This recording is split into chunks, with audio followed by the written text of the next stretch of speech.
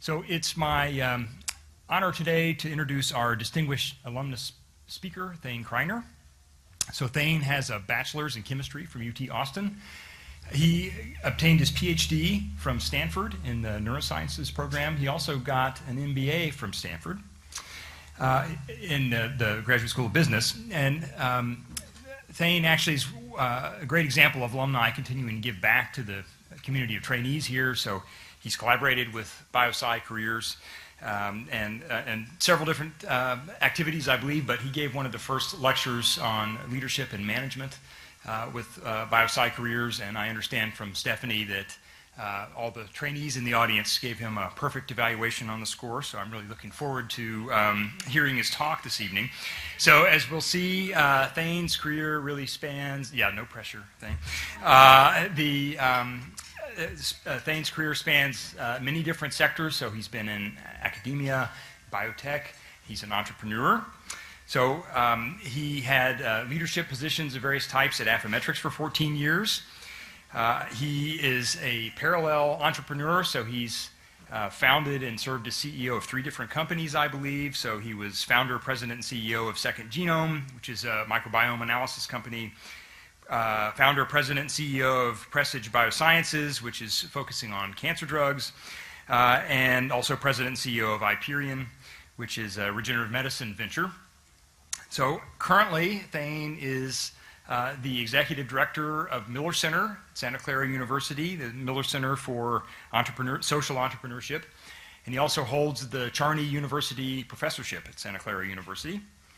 So the Miller Center's goal is to accelerate entrepreneurship using technology with the goals of ending global poverty and saving the planet. Miller Center's worked with 730 different social enterprises in 65 different countries, and they have impacted the lives of more than 257 million people in so doing, and the goal is to use science and technology to benefit 1 billion people in the developing world. Thane, I am grateful to you for being here this evening, and I'm looking forward to hearing your story. Thank you.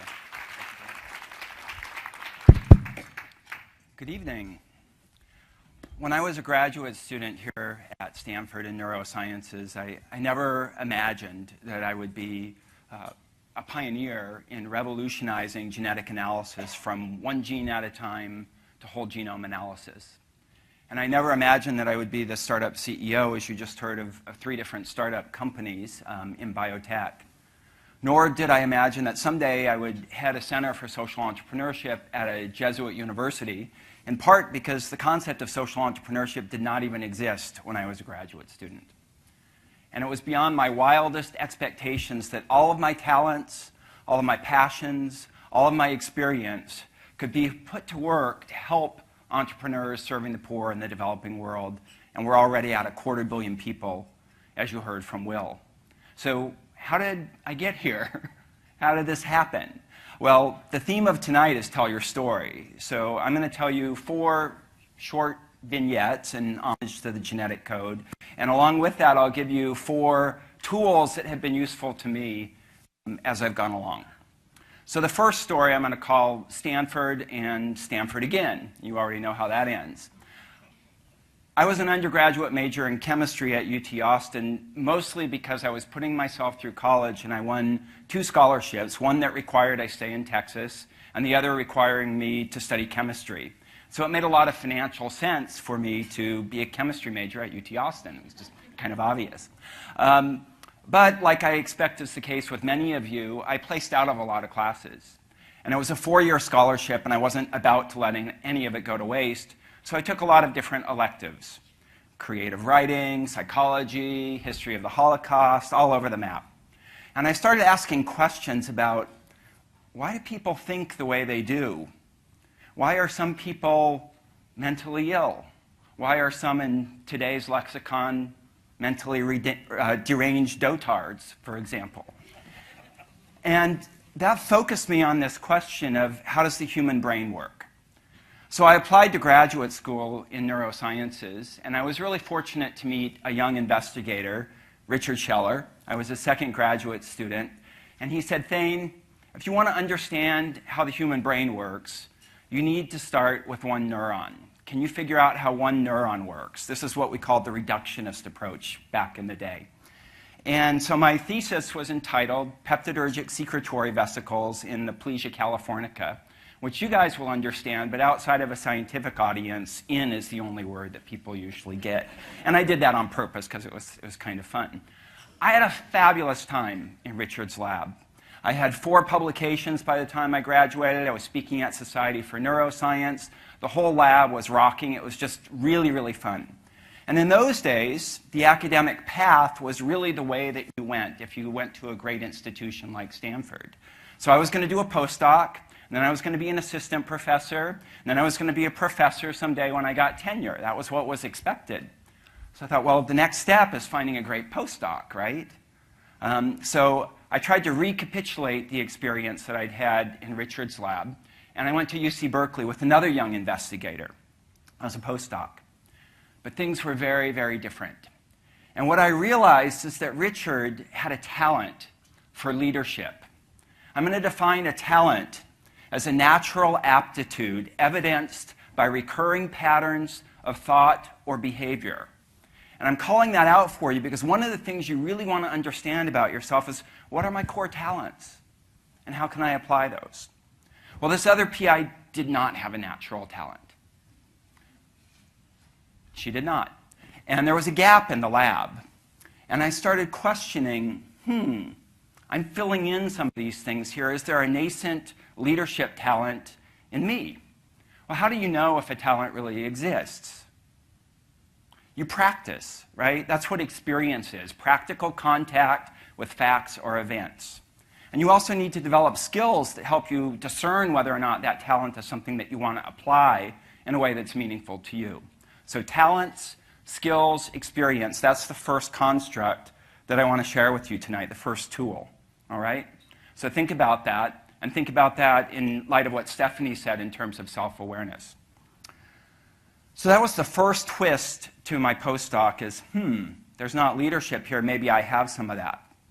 But there was another twist. This was the late 1980s, early 1990s, and a lot of my friends were dying of AIDS. And I felt like explaining secretory vesicle trafficking and ATT20 cells was just too far removed from something that made a difference in the people's lives who were dying. And I started saying, is there something I can do with my PhD where I can actually help science help people in a way that I can relate to, not 3 degrees removed from me? Now, some people love the basic research, and we need it. We absolutely need it. But for me, I wanted to be closer to making a difference in people's lives. So the second tool that I want to share with you is a trusted advisor or mentor. And I actually recommend you find 2 or 3 of these, and they'll change over your life, just like boards change, but someone you can talk to. So I went to another member of my thesis advisory committee. I had an amazing thesis advisory committee, by the way, Corey Goodman, whose name you may also know. And I said, Corey, I'm thinking about going to business school or going into biotech, and everyone's telling me that's, heresy when I had this great graduate degree at Stanford. I should stay on the academic path. What do you think? And Corey said, for you, Thane, that might actually be a really good thing. So your trusted advisor has to know who you are and really understand you as a human being. Why don't you go and talk to a bunch of people and find out what it's like to be in the biotech industry? So I spent about 12 months doing informational interviews, a tool that you can learn about if you don't know already from Stephanie, I'm sure. And there were sort of 2 pathways for me. One was get a job in biotech on the research side and work my way over to the business side, learning it as I go.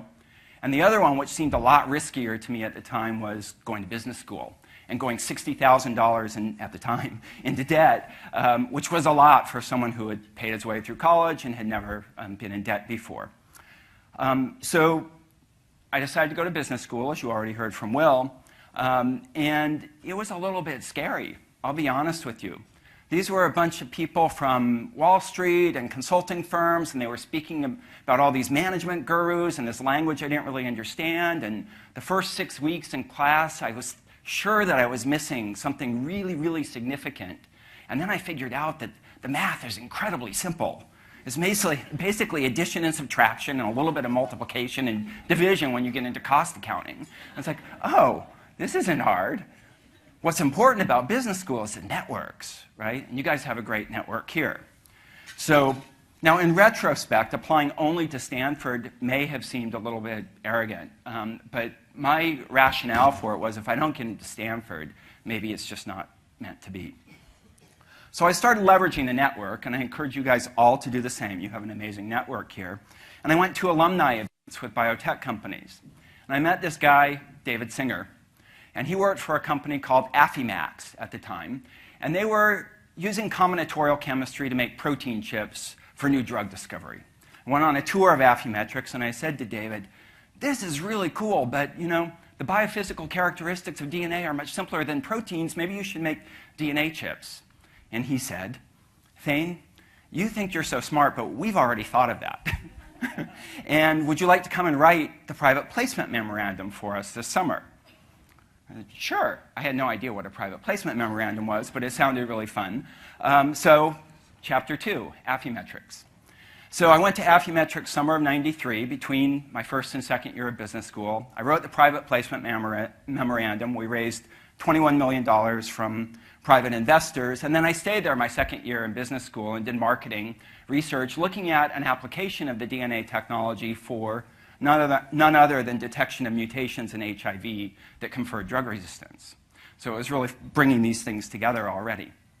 Then the time came where I was going to graduate from business school. And I sought the advice of a lot of people. And they said, you know, going to an established firm where you learn how excellent management really works versus a startup might be a good first step for you because you've never been in the business world before. So this is my third tool to share with you. Having frameworks for decision making that work for you. So I made a matrix with the different options along the top, this crazy startup that was going to package the genome on a chip, or 2 or 3 established biotech companies. And then I made a list of criteria that were important to me. And they'll change over time, and they'll be different for every person. That's based on who you are. So it might be how long's your commute, how much family time do you get, what's the geography, how interesting is the science, how much money are you going to make, things like that. And you can weight those things if you want and go through all the math. And at the end of the day, what's going to happen, if you're doing this right, is you want to eliminate all the options except the good ones, right? There's no point in looking at options that aren't good. So just eliminate all the ones that aren't good, and then ask yourself, which one of these would I be sadder if I didn't do? Okay? Now, so you can do the matrix, it's pretty good, but think about how it's going to feel to you. So I went to Affymetrix, and it was crazy. I was a project and ethics advisory committee with Paul Berg, the auditorium we're in now as the chair, other notables from Stanford like Hank Greeley to say, well, what happens when we package the whole genome on a chip? Who's responsible for use of that genetic information? Nobody had ever done that before. And that led us to public policy decisions, so I was truthfully, wouldn't do it today, a registered lobbyist on Capitol Hill. And I lobbied for the passage of the Genetic Information Non-Discrimination Act, and we as a company took a public position, which was contrary to the industry association, BIO, that naturally occurring gene sequences should not be patentable. But that was what we felt, and it was honestly also good for our business because we were putting all these gene sequences on the chip and we don't want to pay the royalties, right? So it all worked out pretty well. So it was really fun, and as often happens with startup companies that are driven by technology, the company and R&D organization wanted to keep improving the technology. But when I was out talking to customers, they didn't care if the feature size was 10 microns or 5 microns or 2.5 microns or 1 micron. They wanted applications, copy number variation, epigenetics, things like that. We couldn't make that happen. Sue and I couldn't make that happen. She left in 2006. I left in 2007. And the plan was, because I was really good at project management, I was going to take a year off. My husband and I had bought some land up in Sonoma County, and we were going to build a house that was going to be our weekend and vacation home and eventual retirement home.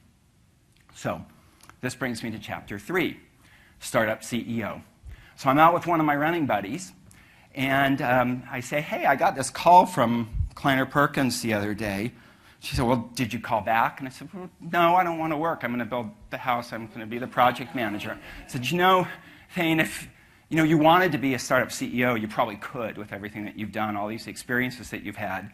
And if you ever decide to do that, it might be a good idea to call back the most famous VC firm in the world. I'm just saying, right? Trusted advisors.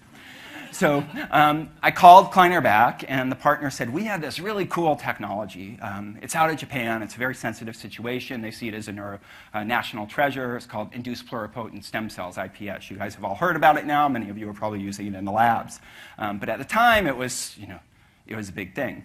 So I went in for what was going to be a 45-minute meeting. It turned into a 3-hour meeting, and I was sketching out different strategies on the whiteboard, and they said, do you want to consult with us a couple days a week? And I said, sure, why not? And a few months later, by the holidays, I had signed up to be startup CEO for the first time. Now, one of the points I want to make about strategy is that as PhD students, and I know that most of you are, or graduates, you know about strategy. Strategy is basically connecting concepts from different domains and figuring out how they fit together with imperfect information, and then figuring out what you're going to do next, which is your next experiment, right? So the training that you're getting as a PhD student here, at least for me, that was incredibly formative in what everyone says, you're one of the most strategic thinkers I've ever met. And it's like, well, I'll just get a PhD. Anyway, I'm just sharing that with you so you think about strategy. So this was Izumi, later Hyperion, and I got feedback from the partner, you are doing a fantastic job. I licensed the IP out of Japan. I had some help with that from Al Gore, who had good relationships with Japan. I built the team. We got space at UCSF. We secured the foundational patents working with Wilson Sonsini. Things were going great. Started stepping back and saying, okay, where are we going to go from here? So I did a lot of strategic thinking, and I said, a tools company is only going to get to about a $100 million exit. That's not going to satisfy your hurdle at Kleiner Perkins, where you're looking for $1 billion plus exits. And if you're waiting for a regenerative medicine application, it's going to be 15 or 20 years down the road. So you're not going to, with your rate of return, it's going to be too low. So the remaining strategic space was really to use the technology platform for drug discovery. So the board members, and there's only 2 of them other than me, okay, just to give you the situation, they kind of looked at each other and they said, we're going to have an executive session. Oh, what does that mean? You're excused. I come back, we need to hire a new CEO because you don't have drug development experience. I was like, well, I didn't have any experience for anything that I did at Affymetrix, right? Or for building this, but that was the decision, okay? So it was hard to be fired for the first time in my life. Other than when I gave someone too many fries at a hamburger place and got in trouble with the security officer. And I started reflecting on that, and I thought, gosh, at the time it was really painful. But down the line, the job of the VCs is to maximize financial returns for their limited partners. That's what their job is. And so that's how they make all their decisions. Now, you can put in, well, you have to have a strong team to make that happen, et cetera. And I built a strong team, but that's their job. And I knew in my heart that at the end of the day, I didn't really care about that very much. I cared about regenerative medicine, giving someone whose heart wasn't working her own heart with her own cells. That's why I went after this technology. So I did some consulting. I started the 2 other companies you heard about from Will with a friend at Fred Hutch, the cancer drug discovery company Presage, and then with Corey Goodman, Second Genome, looking at the microbiome. And I probably would have stayed at Second Genome, but a funny thing happened. Serendipity is a really important element in the strategy of my life. And that brings me to story number 4, okay? Miller Center for Social Entrepreneurship. So one of my business school professors, Kirk Hansen, he taught ethics, and I was one of the few people who took a second elective ethics class in the business school in those days. It wasn't an incredibly popular subject, and Kirk and I had a lot of fun. And he left Stanford in 2000 and went to Santa Clara University and headed another one of the centers of distinction, the Arcola Center for Applied Ethics. And this was about the time that we were packaging the entire human genome, all the expressed genes, 3 million SNPs onto a chip the size of your thumbnail for the first time. And he called me up and said, hey, we're putting this business ethics partnership together. Do you want to be part of it? And I said, yeah, that sounds really fun. So I did that, and then a couple years later, he said, do you want to be on my advisory board? I said, sure, that sounds fun. So I joined this advisory board, and then he said, you're really good at strategy. Do you want to be on my executive committee? Because we're trying to figure out our strategy from Arcola Center. And I said, sure, that sounds fun. So we're having a strategy meeting at the infamous Hobies, and someone says, hey, this center, which was then called the Center for Science, Technology, and Society, is looking for a new executive director. And this little light bulb, I know it sounds trite, went off in my head, and I looked at the website, which was absolutely terrible, and they had this program called GSBI, Global Social Benefit Institute, that connected Silicon Valley executives, like myself at the time, with social enterprises who were serving the poor. So I said, I really want to do that. That's crazy. But we don't have enough money to retire and blah, blah, blah. And so I talked to my husband about it. Trusted advisor. He said, do what you love. We'll figure the rest out. So I threw my hat in the ring, and I didn't hear anything for a while, raised money for a second genome, and then the president called, and I'd been at Miller Center, what's now Miller Center, for 7 years. So the fourth tool is really about doing what you love and what matters to you. Okay? And I cannot imagine a place that I would rather be working with social entrepreneurs who are bringing clean energy, safe drinking water, sustainable agriculture, dignified livelihoods to women in rural areas around the world, engaging students, my students, I feel like they're all my kids, in action research projects to help these social enterprises scale. It's nothing I would have ever imagined when I was a graduate student here or anywhere along the way until Kirk said, hey, do you want to look at this? And so serendipity can play an important role, and my point to you is be attuned to that narrow open door that might lead you to a vocation that you never imagined. So to sum up, the four tools are: first, be self-aware. What are your talents? How are you going to develop them? What are the skills that you need? What kinds of experiences? Trusted advisors or mentorship. This is really about, at its heart, this is about love. Who knows you and understands you and can tell you something that will really help you discern your vocation.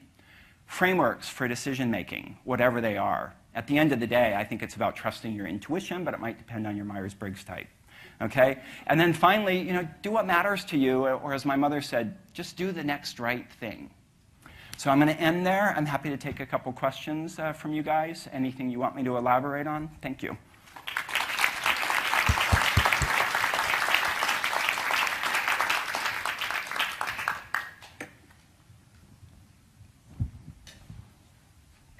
I've stunned you into silence. We're just waiting for questions.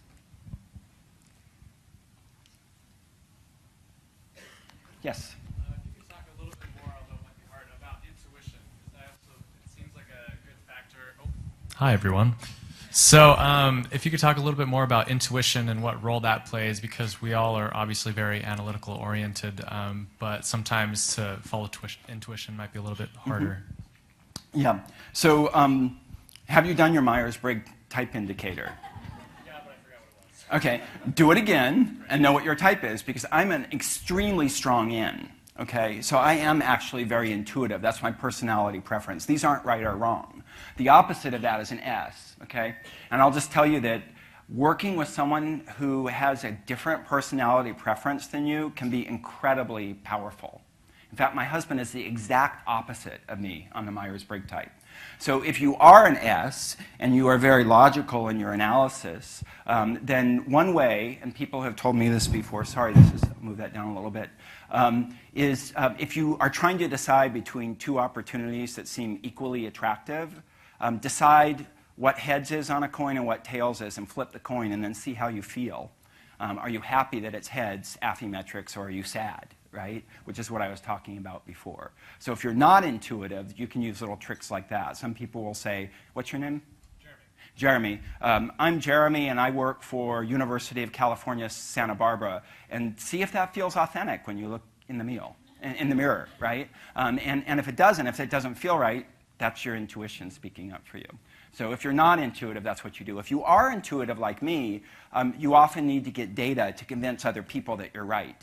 And so Sue Siegel, who I told you was an incredible mentor to me, she said, I've never seen anyone who's as analytical as you. When we're talking about a decision, you come up with all these different facts. And I thought about it and I said, I do that so people understand how I got to the end, not because I needed it to get there. So understand, this is about self-awareness, right? Understanding how your mind works, and everybody's mind works differently. It's a beautiful thing.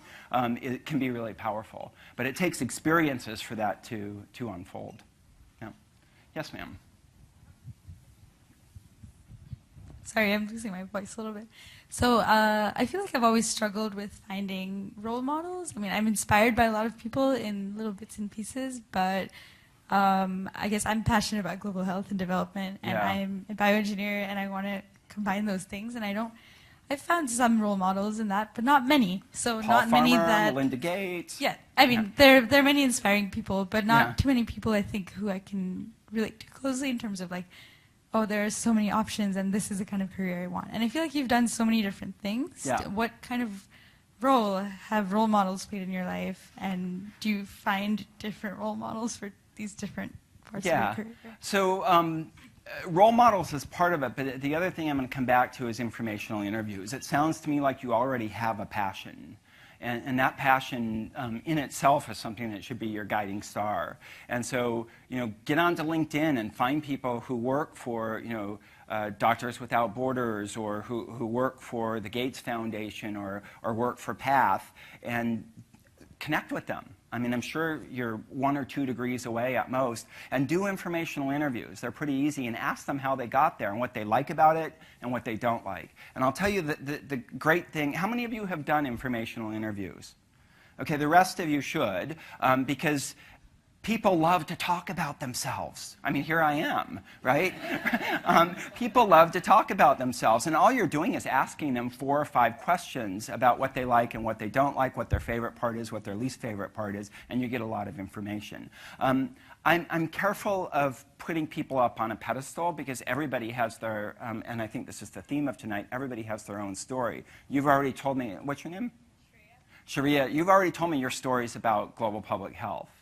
Right? So find people who are doing things there and talk to them and see how they got there. And you may do something that nobody's ever done before, and you'll be our role model. Yeah. Anybody else? Yes, ma'am. So building on this last really excellent question, I would like to ask about how you can turn these role models into mentors. It sounds like you've cultivated really wonderful mentorship relationships. So do you have any strategies for doing that? Yeah. So I want to come back to the role models a little bit, because I didn't mean to be glib on that. But even the best role models are imperfect for who I am. So Sue Siegel's amazing, but I remember spending nights in her office at 10, 11 o'clock when she had small children at home. And I thought, I don't want to be that way, right? So what I say is, be careful what you learn from role models. Learn the things that help you advance your vocation, and beyond that, you don't have to take it all, right? Take what you like and leave the rest. How do you find them? Well, as I said, I think 3 or 4, probably 3 is a good number of close mentors who you really trust at any given time, and they're going to change. And they're people who you just connect with and you feel like you can open up with. And part of that happens through what's going on here. It might be someone on your thesis advisory committee, like Corey. For me, Corey is a lifelong friend, and we're going over to his house for dinner on Saturday night. He's a lifelong friend now, too, but I can ask him about anything. And that's the kind of mentor that you want. It takes a while to cultivate those. It's not like you're bothering them, but you keep them up to date. And you say, hey, I'm doing this, just wanted to drop you a note. And you start building relationships, and then over time, they become deeper and deeper. And all of them don't work out. Some people are mentors for a year or 2, and then you've learned what you can from them for you, and it's time to move on. Yes, Biafra. I was wondering, how often do you survey where you are in terms of your career? So it sounded like at each transition point, then you kind of use that opportunity to kind of survey the landscape. But how often, when you're at Affymetrix or elsewhere, did you actually kind of continually consider where you were? It depended on what was going on, right? So, I stayed at Affy for 14 years, which was a really long time in those days. And there were periods where I thought, maybe I should look elsewhere. And a couple times over the 14 years, I went and I did some interviews with other companies, and I almost left a couple times. And I thought, it's not the right decision. So it's not something I would recommend doing monthly or even every 6 months. And I often tell my students, you know, hey, I've been at this job for a year and a half now. I'm thinking about what's next. And my advice is, you know, if a company in particular, an organization more generally, invests in you, there's a time before you're productive. I mean, all the faculty know this about graduate students, right? There's a time before you're productive and you're really contributing. And, you know, you're not, if it's not working out, if there's things that are unethical happening or, you know, there's something you didn't know, you shouldn't stay in a place that's bad for you. But you have to think about the return, right? And for me, with most of the people I hired, I would think, after a year and a half, they're actually starting to contribute. I'm at a net gain now. And then if they wanted to start, you know, a couple years after that, thinking about something else, either within the company or beyond that, my goal was to help them become who they were. The other part of your question is, and this is actually an Ignatian practice since I'm at a Jesuit university now, is the concept of a examen, E-X-A-M-E-N, which is a daily practice of reflecting on what's happened over the day, what you did well, what you could have done better. And it really helps deepen self-awareness. And doing that on a regular basis, I think, is a really good thing. And you can do it in different ways. Practices for meditation. I saw meditation with music. Some people do it while they're exercising. For me, it's mostly when I'm swimming. So. We have time for maybe one more. One more question? Oh, yes. Oh, I'm not supposed to go past here. I think I did earlier. Sorry. It seems that you were able to find a talent or develop the skills in managing people throughout your career. So for those of us who will have to manage people but maybe do not have the talent, or do you have any advice on how it is, like where did you pick up the skills and where some of us can do that also? Mm-hmm. Yeah. So you use two different words, skills and talent. And I would say, by and large, management is a set of skills. Okay, you're basically managing resources, whether they're people or buildings or production plants or whatever. Leadership is much more of a talent. And you know, talents, as I said, are natural aptitudes evidenced by recurring patterns of thought or behavior. Some people have leadership talents that are just great for managing groups of people. Others don't. And so the only way you really find out is by experience. And if it doesn't feel natural to you leading people, it probably isn't, right? Now, getting the skills of how do you set goals, how do you motivate people, how do you do performance reviews, how do you deliver feedback, how do you make sure that the whole organization is aligned. There's courses, I'm sure, through the business school, or they could be developed, but there are definitely courses that you can take for development of management skills. But the leadership is something, I mean, we can all lead in our own way all the time, but if you're going to lead a group of people, it's good to know whether you enjoy that or not. To be truthful, I don't actually like managing people. I like leading, but I have a great COO, Chief Operating Officer at Miller Center now, and she does most of the management because I don't actually like the management part. I like the leadership part. Here's where we're going. Here's the vision. How do we get there? Why are we doing this? We're going to change the world. We're going to save the planet. We're going to lift people out of poverty. But the details of what are the goals to get there, Cassandra is way better at that, and she loves it than I am. Okay, I think that was our last question. Thank you guys again for your attention.